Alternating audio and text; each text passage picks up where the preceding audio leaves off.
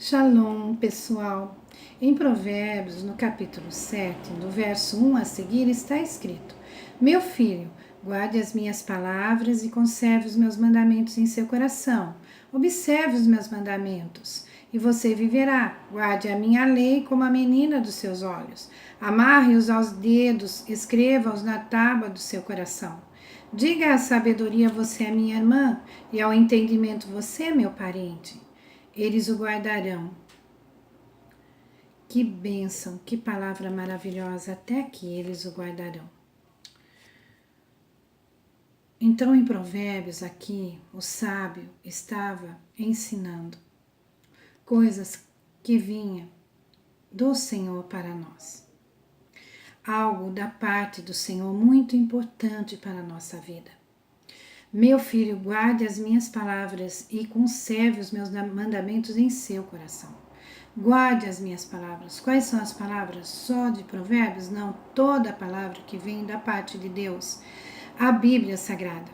Porque todas as outras palavras que ouvimos, os ensinamentos, até os conselhos, esses momentos que nós temos, eles têm que estar pautados na palavra de Deus. Nada que é dito, que você venha e faça. Sempre examine tudo que você ouve, examine tudo que você lê, mesmo que seja algo que aparentemente se pareça com algo bom para você. Examine se está de acordo com a palavra, porque ela é a verdade. Ela é o que conduz o seu caminho cotidiano, a sua maneira de viver, todo o seu ser, para um caminho de paz, de prosperidade, de vitória. Como eu sempre digo, vem os momentos de luta, de aflição, de tentação. Mas se você está pautado na palavra, se você aplica o que está escrito em Provérbios 7, de 1, a parte A, até a parte A do verso 5, você vai encontrar coisas maravilhosas para a sua vida. Meu filho, guarde as minhas palavras e conserve os meus mandamentos em seu coração. Guarde a palavra de Deus e conserve a lei do Senhor, os mandamentos do Senhor no seu coração. Encha a sua mente, o seu coração da palavra de Deus. Porque assim, quando vem um momento que você está mais desapercebido, porque é aí que o nosso adversário, que nós temos um adversário terrível, ele não tem piedade, ao contrário, ele quer nos destruir, que é o diabo. Ele anda ao derredor procurando a quem possa tragar. E às vezes nós pensamos, eu sou tão pequeno, ele não se importa comigo para me destruir. Não, se você ama Deus, se você tem Jesus na sua vida, você está na mira do adversário. Por quê? Porque ele odeia tudo que Deus ama. E você é amado de Deus. Se você é um filho, uma filha de Deus, o amor de Deus por você não, é tão grande. Não é maior do que com as outras pessoas, não, porque Ele ama todas. Mas com você, Ele pode se chegar como Pai, Ele tem liberdade de estar junto com você. Porque Deus nos deu o livre-arbítrio, Ele não ultrapassa o limite que Ele mesmo colocou. Sendo Ele onipotente, onipresente, onisciente, tendo todo o poder em suas mãos, Ele determinou coisas importantes para um relacionamento sadio, que são os limites. E Deus colocou o livre-arbítrio. Se nós queremos Deus na nossa vida, se nós queremos ter uma vida de intimidade com Ele, primeiro precisamos receber Jesus como Salvador. Porque o nosso pecado nos afasta de Deus, é o pecado que nos afasta de Deus. Mas o sangue de Jesus Cristo nos purifica de todo pecado. Quando pecamos, confessamos nosso pecado, nos arrependemos, pedimos para que Jesus nos purifique. E aí nós sempre estamos diante de Deus como pai e filho. Então, esse relacionamento filial íntimo, de intimidade, de companheirismo, só tem aqueles que têm Jesus como Salvador, porque Ele é único. Ele é o caminho, a verdade e a vida que nos conduz ao Pai. O resto são invenções que só levam à perdição, porque o único caminho é Jesus. Muito bem, você tem Jesus como na sua vida, como seu Senhor e Salvador, então você é filho de Deus.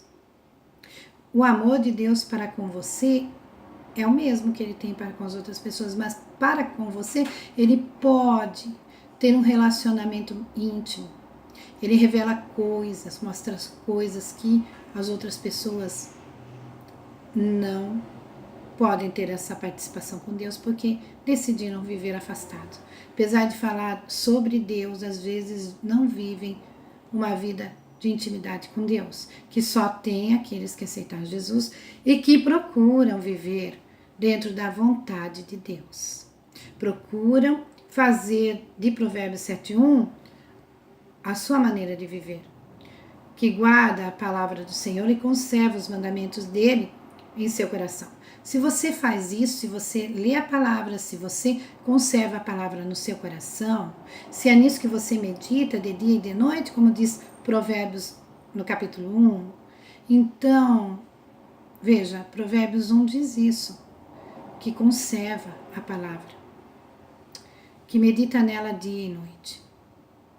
Então, se você faz tudo isso, se realmente a palavra do Senhor é a luz para os seus caminhos, é lâmpada para os seus pés, como diz o Salmo 119, no verso 105, então você é bem-aventurado. Se você observa os mandamentos do Senhor, você viverá. Se você guarda a lei do Senhor como a menina dos seus olhos e amarras nos dedos e escreve na tábua do seu coração, se você diz a sabedoria, você é minha mãe, o entendimento, você é o meu parente, ele os guardarão. Guardarão do que? De todo mal. Guardarão de toda a malícia que há no mundo, de toda a sedução que há no mundo, de todas as coisas que te rodeiam para te afastar de Deus, para te levar a caminhos que parecem bons, mas o fim deles são caminhos de morte, coisas que parecem aprazíveis para nós, mas são verdadeiras setas destruidoras, são os dardos inflamados do maligno. A carne deseja, a carne, quando digo a carne, é a natureza humana, a natureza adâmica, deseja, anseia pelas coisas que destrutivas. Adão, ele não vigiou.